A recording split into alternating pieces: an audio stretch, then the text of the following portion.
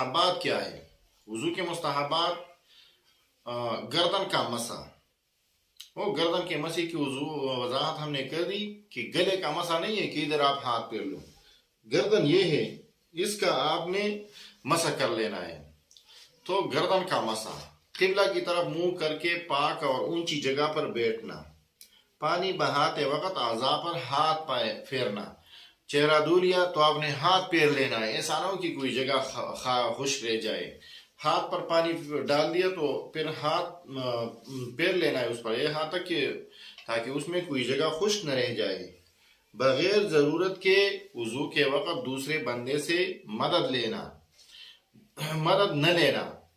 وضو کے وقت دنیاوی باتیں نہ کرنا. بچا ہوا پانی کھڑے ہو کر تھوڑا سا پی لینا. وضو کے وقت جب بندہ وضو کر لیتا ہے تو اکثر لوٹے وغیرہ میں تھوڑا سا پانی رہ جاتا ہے تو وہ پی لینا چاہیے. ہاں، اگر کوئی بندہ ٹٹی کے نیچے وضو کرتا ہے، پائپ ہے اس کے ساتھ بیٹھا ہوا ہے، تو تھوڑا سا پانی چولہے میں لے کر پی لے. وضو کے بعد کلمہ شہادت پڑھ لینا.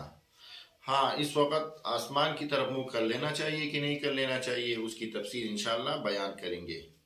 اور یہ دعا بھی ثابت ہے، اللہم اجعلنی من التوابین واجعلنی من المتطہرین واجعلنی من عبادک الصالحین.